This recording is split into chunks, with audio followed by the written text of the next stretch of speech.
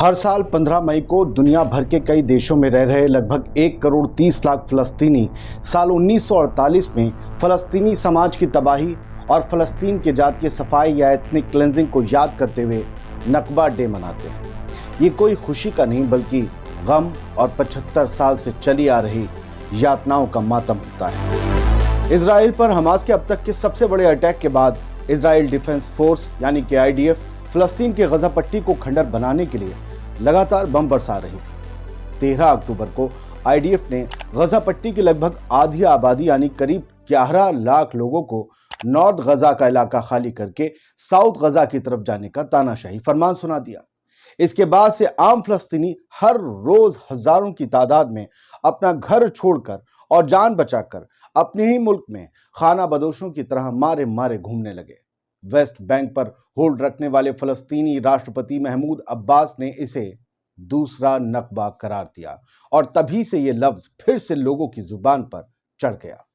अब बहुत से लोग जानना चाहते हैं कि नकबा क्या है, हकीकत में क्या है। बहुत से लोगों ने लिखा बोला, लेकिन हकीकत में क्या है, इसका मतलब क्या है, और पहला नकबा कब और क्यों हुआ था, तब कितने लाख फलस्तीनी अपने ही मुल्क में विदेशियों के हाथों बेघर हो गए थे। तो आइए जानते हैं आज के इस एपिसोड में व्हाट इज नकबा।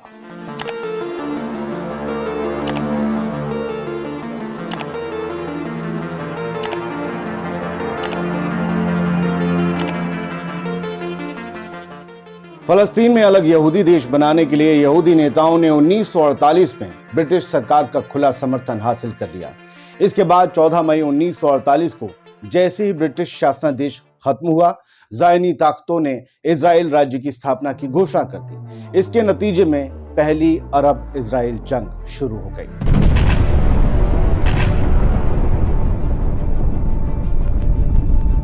ज़ायनी मिलिट्री और कट्टरपंथी रब्बी ग्रुप्स ने कम से कम 7,50,000 फलस्तीनियों को उनके घरों और जमीनों से बेदखल कर दिया और ऐतिहासिक फलस्तीन के 78% हिस्से पर कब्जा कर लिया। सोचिए, किसी से उसके घर का 78% हिस्सा छीन लिया जाए तो कैसा लगेगा। जंग नहीं होगी तो क्या होगा। फलस्तीनियों से तो उनका 78% मुल्क छीन लिया गया, बाकी बची 22% फलस्तीनी जमीनों को अब के कब्जे वाले वेस्ट बैंक और हर तरफ से घिरी गजा पट्टी में बांट दिया गया। 2 टुकड़ों में अलग अलग, कोई सरहद नहीं मिलती। तब इजराइल का इस 22% पर तब कब्जा नहीं था। कितने बड़े दिल वाले थे तब के ज़ायनी, है ना। कह सकते हैं कि बड़े रहम दिल थे। यूनाइटेड नेशंस के पार्टीशन प्लान या यूं कहें कि संयुक्त राष्ट्र की विभाजन योजना के तहत इजराइल को उसके बनने के वक्त फलस्तीन का 55% हिस्सा दिया गया था। जिनका मकान था, जिनका घर था, जिनकी जमीनें थी फलस्तीन वालों की, उनको 45% दिया गया था। इन्हें 55% दिया गया था और आज ऐतिहासिक फलस्तीन के 85% से ज्यादा हिस्से पर इजराइल का कब्जा है, जो कि खुद यूएन के बनाए गए प्लान के खिलाफ है। ये व्हाट्सएप पर मैसेज पाकर अपना ज्ञान बढ़ाने वाले मूर्ख नहीं जानते हैं, लिहाजा वो कहते हैं कि इजराइल की जमीन पर फलस्तीन ना, पता ही नहीं है। इजराइल और अरबों में 1948 से छिड़ी लड़ाई जनवरी 1949 तक जारी रही। इसके बाद इजराइल और मिस्र, लेबनान, जॉर्डन और सीरिया के बीच युद्ध विराम समझौता हुआ। 1949 की सीज फायर लाइन को ग्रीन लाइन के तौर पर भी जाना जाता है और ये इजराइल और वेस्ट बैंक के बीच आमतौर पर मान्यता प्राप्त बॉर्डर है। जून 1967 के युद्ध के दौरान इजराइल ने बाकी के फलस्तीन पर भी कब्जा कर लिया था। यह आपको पता होगा, ये जंग बहुत छोटे से वक्त के लिए चली। इसमें इजराइल को फिर से अरब देशों पर फतह हासिल हुई थी। 1947 और 1949 के बीच ज़ायनी सैन्य बलों ने मेन फलस्तीनी शहरों पर हमला किया था। 1947 और 1949 के बीच तब लगभग 530 गांवों को तबाह कर दिया गया था। 530 विलेजेस, दर्जनों नरसंहारों सहित इजराइल की बर्बरियत की एक सीरीज में लगभग 15,000 फलस्तीनी मारे गए।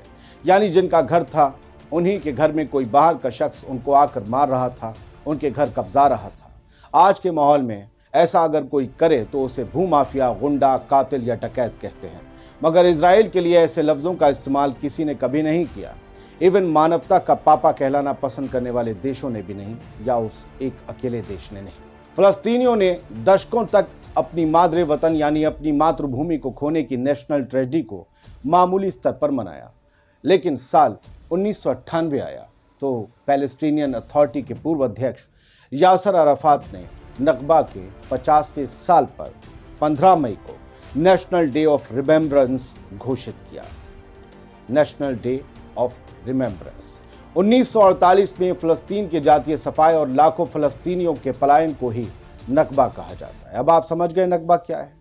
नकबा का अरबी में अर्थ है तबाही या प्रलय। इसी दिन को इजराइल अपनी आज़ादी के दिन के तौर पर मनाता है, जिस दिन फलस्तीनी तबाही के तौर पर मनाते हैं। पूरे फलस्तीन और पड़ोसी देशों में कम से कम ऐसे 58 कैंप्स हैं जहां लगभग 60 लाख रजिस्टर्ड पैलेस्टीनियन रेफ्यूजीज रह रहे हैं।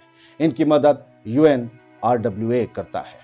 अपने मुल्क से बेदखल कर दिए गए फलस्तीनी शरणार्थियों की तादाद सुनकर आप चौंक जाएंगे।